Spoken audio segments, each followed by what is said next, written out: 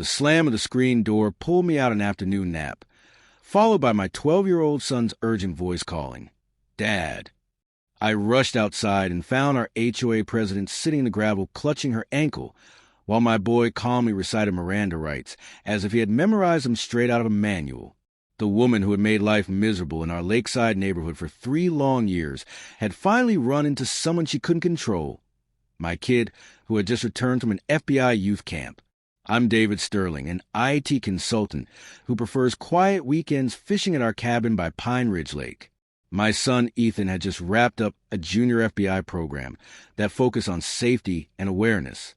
In practice, it meant he spent hours practicing dodge rolls, sneaking around like a spy, and developing a fascination with handcuffs that led him to arrest everything in the house from doorknobs to furniture.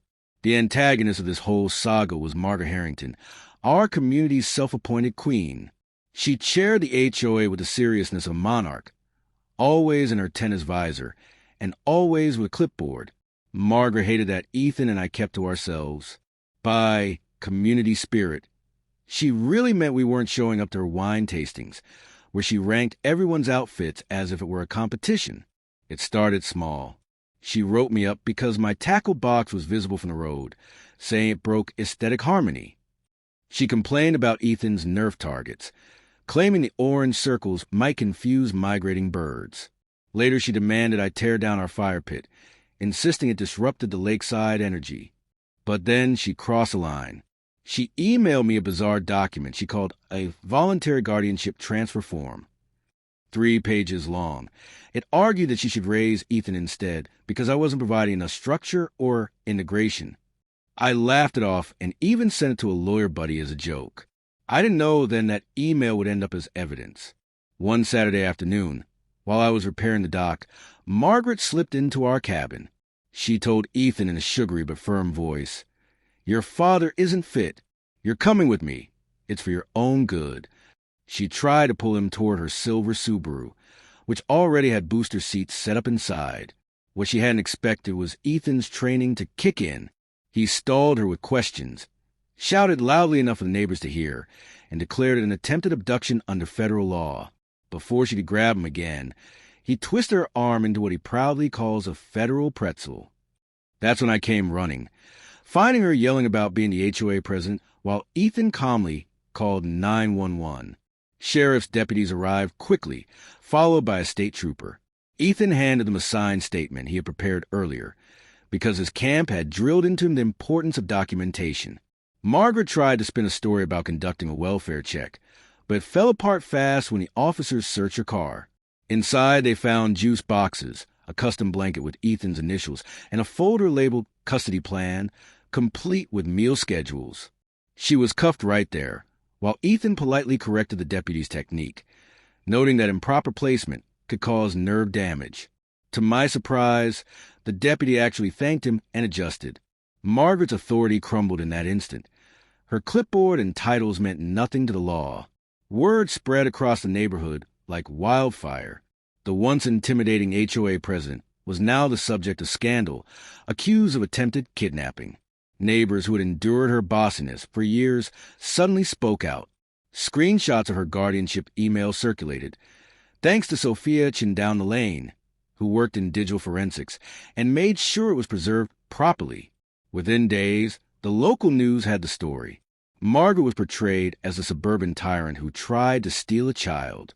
Ethan gave an interview with steady composure, explaining his tactics with phrases like threat assessment and defensive positioning. Viewers were stunned, and social media quickly dubbed him Baby Born. That night, the neighborhood association called an emergency meeting. I went with my attorney, who used to be a prosecutor. The room was overflowing with frustrated residents, many of whom had been quietly holding on to years of resentment toward Margaret. One by one, people stood up to share their experiences. Phony violation notices, threatening letters, endless nitpicking over the smallest details. An older couple revealed that she had made them repaint their home 3 different times in 2 years because the shade of beige never met her standard. As the criminal case moved forward, the picture grew darker. Evidence showed Margaret had been studying homeschooling regulations and even contacted a family court lawyer about trying to gain custody of Ethan. She had taken photographs of our cabin from multiple angles, labeling them as unsafe conditions, when really it was just a normal lived-in home that didn't fit her magazine cover vision. Prosecutors argued she had been plotting for months, convincing herself she was rescuing a child from an unfit parent. The trial didn't last long.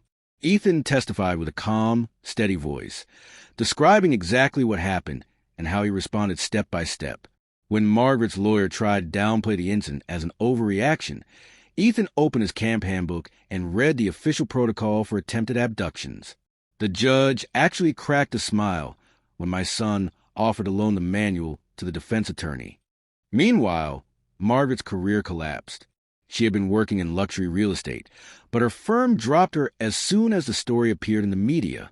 Her license was suspended, and former clients came forward accusing her of manipulative, high-pressure tactics. Her mugshot appeared on local news under the words, "attempted kidnapping," which was the last kind of publicity her brokerage wanted. What surprised me most was how the community rallied around us. Neighbors we barely knew brought food, offered to testify, and shared their own horror stories of her authoritarian leadership. The elderly couple she had harassed about paint colors started a petition to permanently ban her from the neighborhood, and within a week nearly every household had signed. Ethan, meanwhile, received recognition beyond anything we expected. The FBI sent him a commendation letter praising his composure, his quick thinking, and his precise use of training under stress. They even invited him to apply for an advanced youth program once he turned 14. He framed the letter and hung it proudly in his room next to his camp certificate. Not long after, the local field office invited him to speak at their community safety event. When a national network picked up the story, it exploded. The headline read, "12-year-old uses FBI training to foil abduction by HOA president."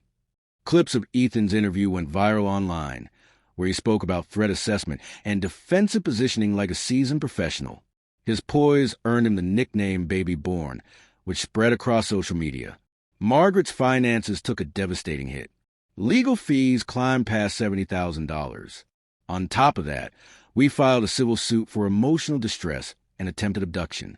Her insurance company refused to help cover costs, since the case involved criminal activity. She was forced to sell her lakeside home at a steep loss just to keep up. The buyers painted it bright purple with lime green shutters, an intentional jab at the woman who once obsessed over acceptable aesthetics. The association itself underwent a complete overhaul after she was removed. Under new leadership, headed by a retired judge, most of Margaret's petty rules were thrown out. Fishing lines could be left where they were, fire pits became gathering spots, and someone even set up an entire army of lawn flamingos in celebration.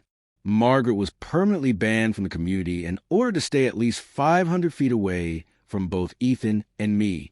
In court, she received 5 years of probation, mandatory psychiatric evaluation, 300 hours of supervised community service, 6 months of house arrest with an ankle monitor, and $45,000 in fines. When her sentence was read aloud, she sputtered in disbelief, shouting that she was only trying to protect community standards. The judge didn't flinch as he cut her off with a single line. "Ma'am, you are no longer a president of anything. You are a convicted felon.